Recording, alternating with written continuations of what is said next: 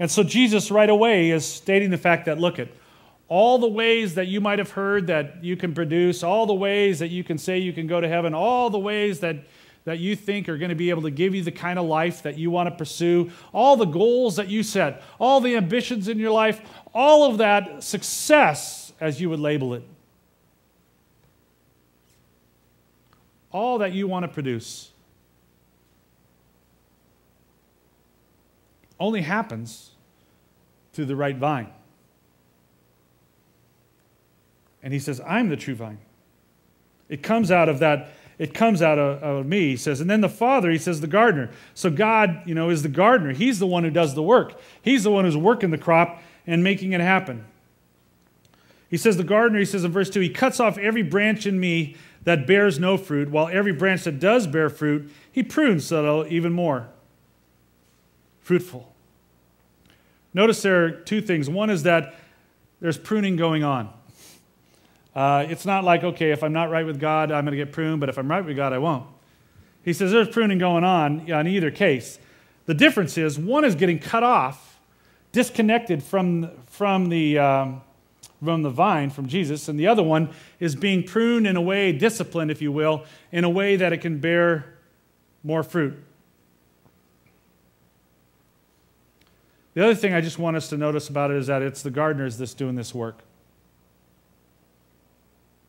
When we look in our own life and we can think about, I want to be more loving, I want to be more kind, I want to be more joyful, all the things that we talked about this week, we almost have to step back and say, wait a minute, as we'll learn in a minute, I'm just a branch.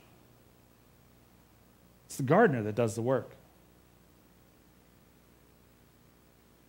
And so he says in verse 3, you are already clean because of the word I have spoken to you, referring to his disciples. He says, remain in me and I will remain in you. No branch can bear fruit by itself. Again, goes back to that idea of the vine, that look, if you're on your own, if you think you as a branch can be planted in the ground and you're going to be all producing and compete with me, you got another thing coming, because I can tell you what happens. You cut off a branch, you can stick it in the ground, but a few weeks later, it's as dead as anything. It's not going to produce on its own. He says, this branch can bear fruit by itself. It must remain in the vine. Neither can you bear fruit unless you remain in me. I am the vine, you are the branches. That's referring to us now. If a man remains in me and I in him, he will bear much fruit. Apart from me, you can do nothing. If anyone does not remain in me, he's like a branch that is thrown away and withers. Such branches are picked up, thrown into the fire, and burned. When we go through the winter, we do severe pruning in the orchards. We take the dead branches, we cut them out, they're a waste. We throw them in a pile, and then we take a skip loader and we push them in a huge pile in the day.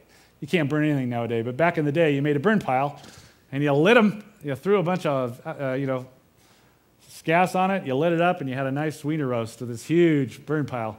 You had to stay about 40 feet away or you get scorched, but you just burned it. It was all away. All it was firewood. And that's what he's talking about here. Anybody who's not connected with Jesus, he says, anyone that's not connected with me, he says, it's just like a branch that's withered away. It's been tossed in a pile, it's thrown, and it's burned. He's 7, if you remain in me and my words remain in you, ask whatever you wish, and it'll be given to you. This is to my Father's glory, that you bear much fruit, showing yourselves to be my disciples. Why do we bear fruit? Because it's to my Father's glory. God the gardener, God the farmer works in us and nurtures us and prunes us and develops in us to bear fruit because it brings glory to himself. Haven't we seen that?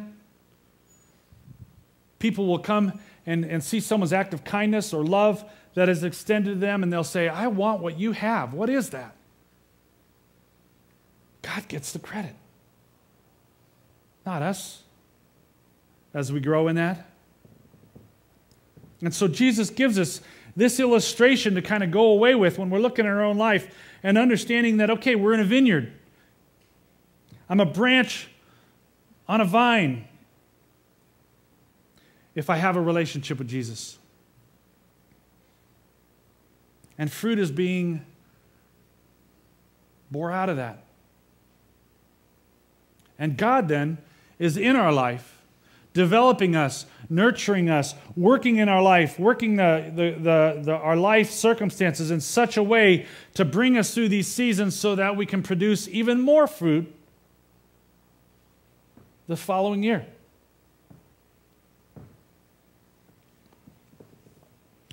So back to kind of that question, or back in the beginning when we talked about what are these seasons about? What is the fruit that I'm being produced in my own life? Well, I want to kind of highlight here 3 key truths in there that kind of set this up. And again, these are truths that every week we need to hold on to and remind ourselves about, because they're vital for us to be able to understand the seasons in our own life as we go through this. The first truth is that the purpose of our life is to produce fruit.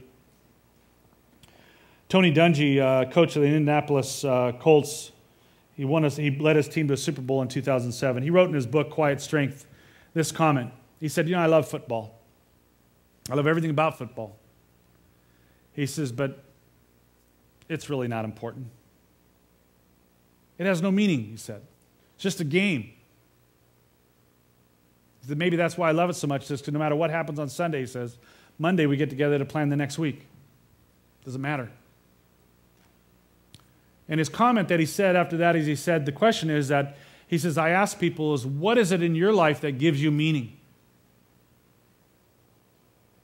And all of us, when we think about this, coming into this idea of these seasons and what we're doing in our life, when we think about our schedule and all of the things that we look at and say we enjoy life, all of our ambitions, all of our pleasures, all of our purposes, we have to ask ourselves the question, what is it in our life that is giving us meaning? Where in our life can we say that fruit is being produced? Because that's what this passage is telling us, that our purpose in life is to produce fruit.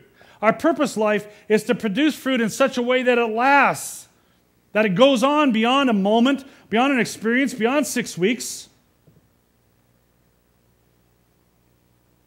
The Apostle Paul described it this way in Romans 8:29, when he said that God is working in us, predestined to work in us, to conform us to the likeness of His Son. What does that mean? That means it's not about going out and saying, wow, look at Mark, he's high on love, he's kind of in the fence on kindness, and oh, he's off the charts on patience, No. It's looking at each one of us individually and realizing the more that I see you, the more I see Christ.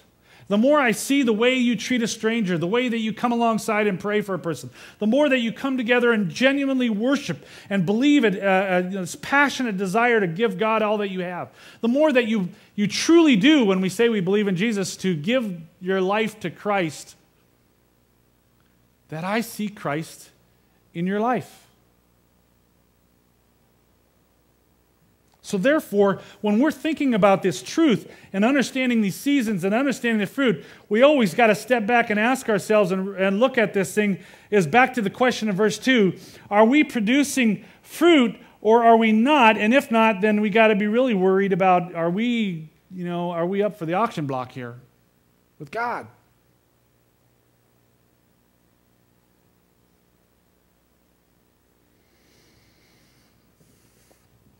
My prayer for all of us is that we're able to look in our life and understand the need to bear fruit and to make that your most important thing.